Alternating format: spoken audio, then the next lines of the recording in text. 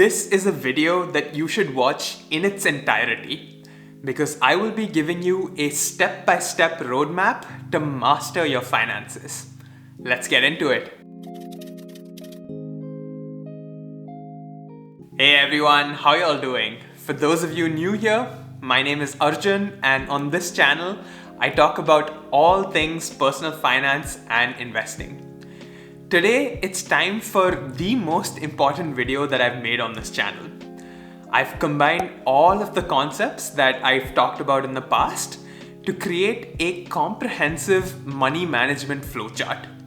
It's split up into 7 different sections, starting from the basics all the way up to more complex topics in the end. It's particularly useful for internationals in the US.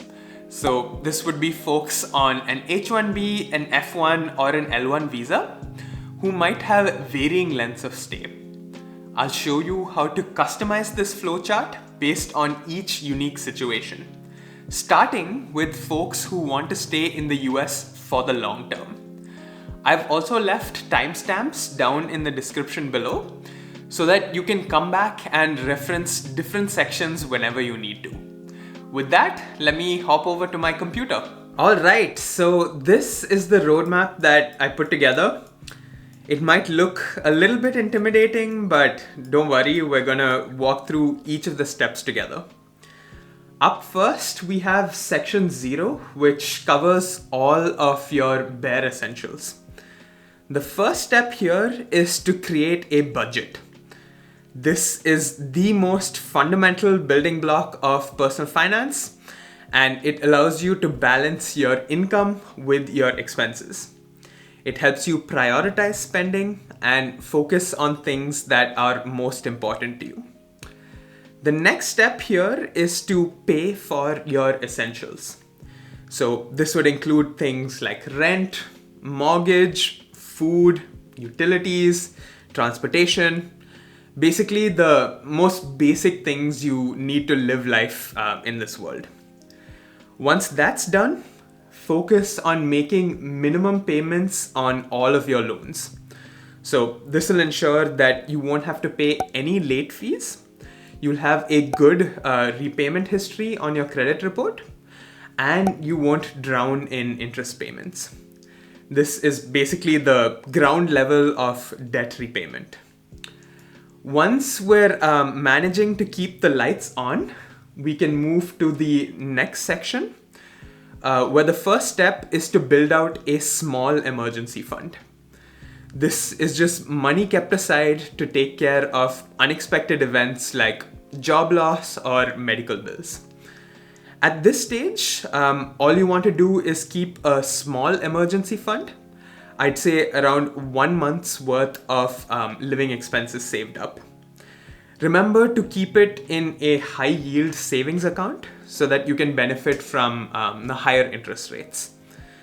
The next step is to keep track of all of your expenses and see how it compares with your budget.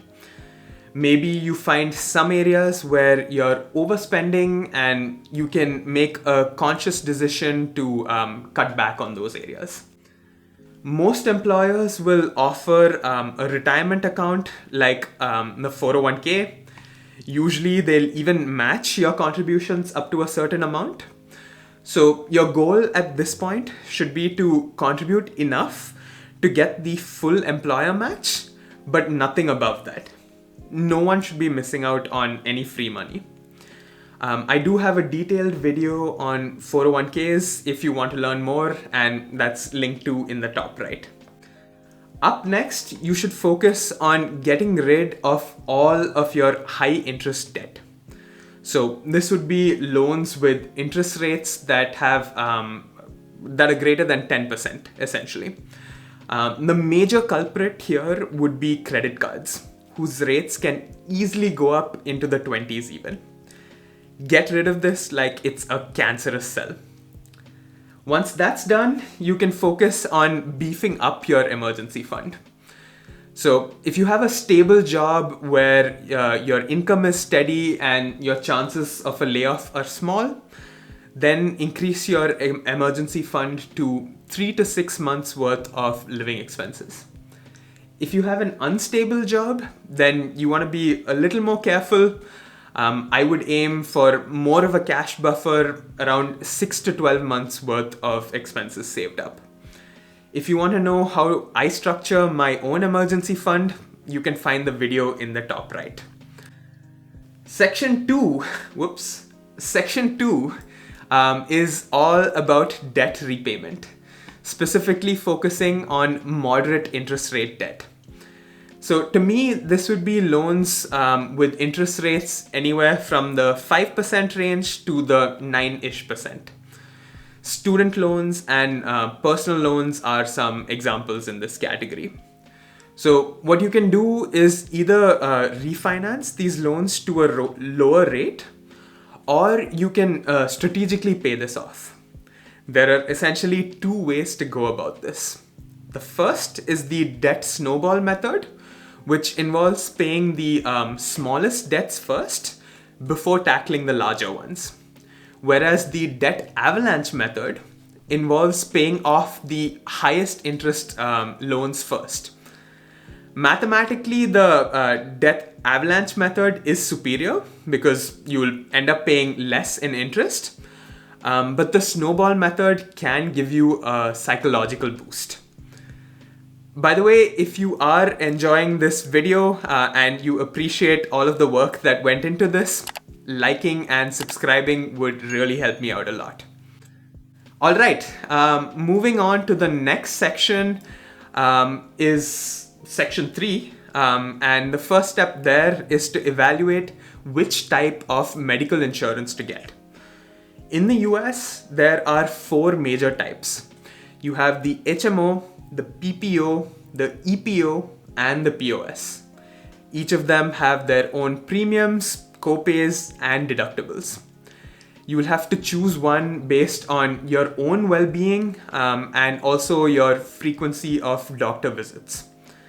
Some of these plans might make you qualified for an HSA or a health savings account. You need to have what's called a high deductible health plan for this. Generally, if you're healthy and you don't visit the doctor that often, a high deductible health plan with an HSA is a good idea. I do have a video that goes into detail about the HSA and helps you compare plans as well. If you are eligible, then contribute to the HSA and max it out. It has a triple tax benefit, where your contributions reduce your taxable income, money grows tax-free, and withdrawals for medical expenses are tax-free as well. Sometimes your employer will match your contributions as well, which makes this all the more appealing. Just remember to save all of your receipts as proof for qualified medical purchases and invest the money once you reach the minimum amount. Section 4 is all about individual retirement accounts or IRAs.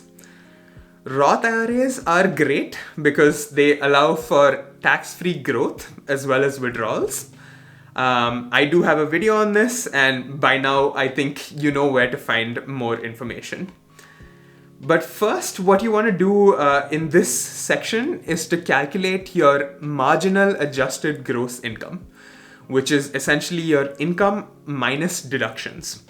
And you want to compare this to the income limit for IRAs, for Roth IRAs specifically.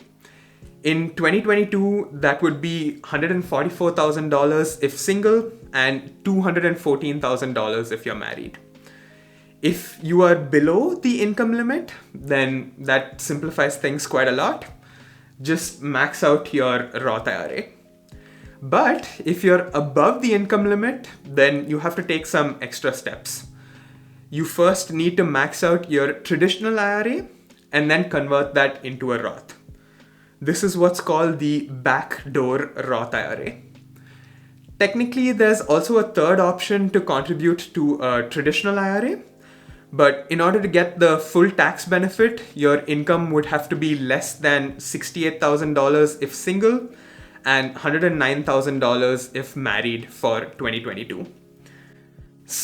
Okay, section 5. The first step here is to check if your company offers an ESPP or an employee stock purchase program. Through this, you can buy company stock at a discount to market price. You do need to evaluate whether this is a good program or not, and my ESPP video will tell you exactly how to do that. If it does pass the test, then it's generally a smart idea to buy and sell immediately through this plan.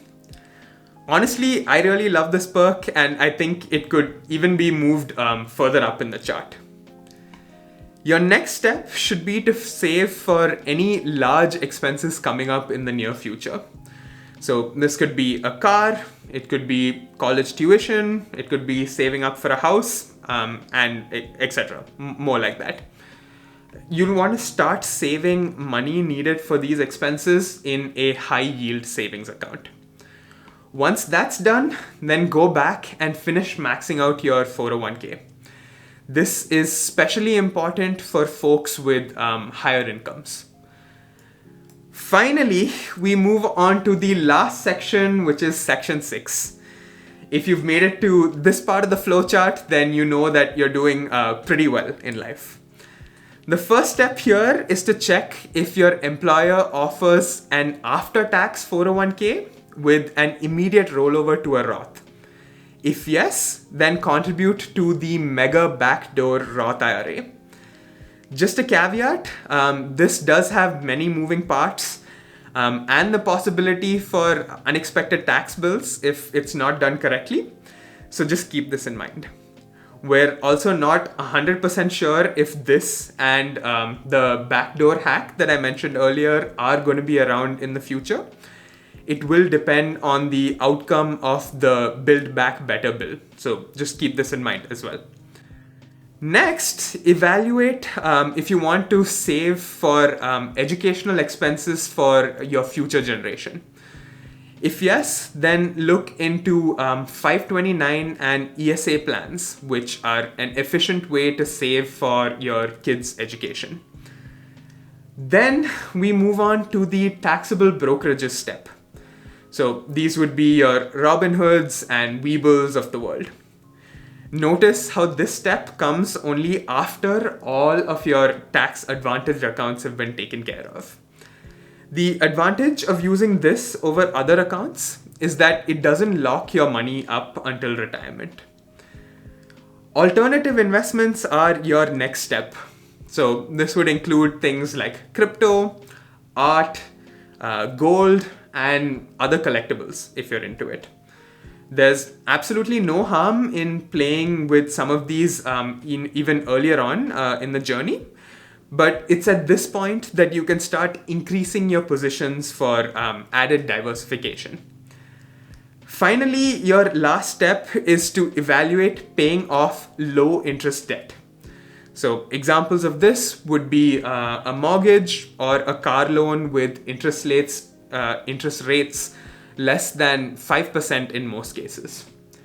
Again, mathematically, it might make sense to make regular payments and invest the difference in the market. However, there is a calming feeling knowing that you're completely debt-free after paying these loans off.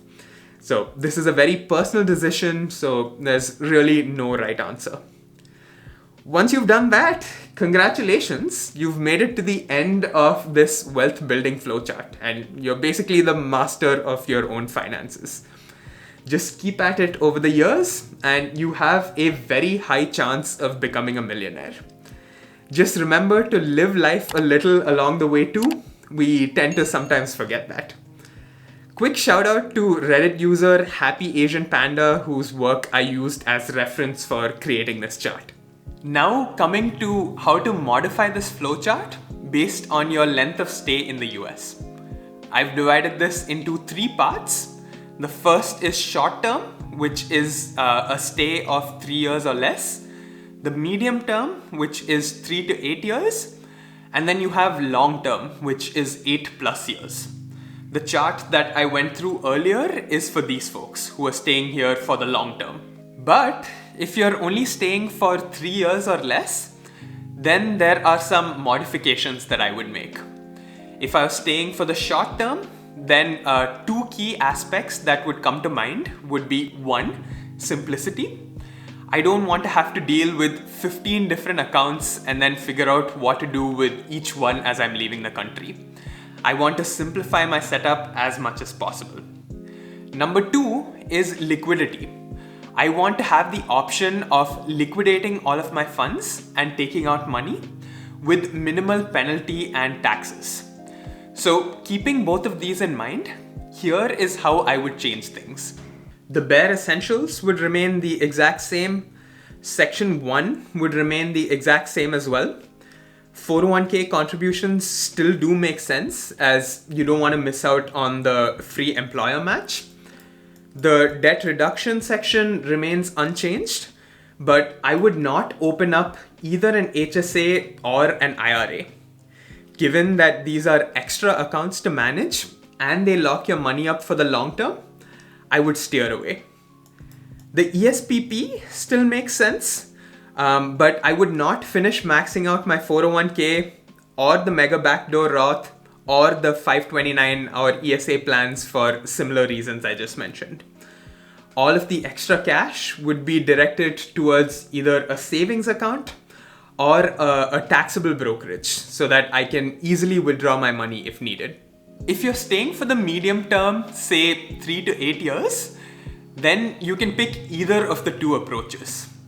If you want to minimize taxes and you're okay with keeping your money locked up for a while, then choose the long-term approach. On the other hand, if you want to keep things extremely simple, then just choose the short-term approach. Comment down below and tell me if you agree or disagree with my framework. The goal of this video was to provide a comprehensive money flowchart for investing in America. But these are not absolute rules to follow by any means. Personal finance is personal, so make sure that you take your own unique circumstances into consideration before you make any decisions. If you enjoyed this video, make sure to check out the rest of my channel for more money-related content. I'm also on Instagram, so you can give me a follow there. Thank you so much for watching, everyone. I will see you in the next one. Bye-bye.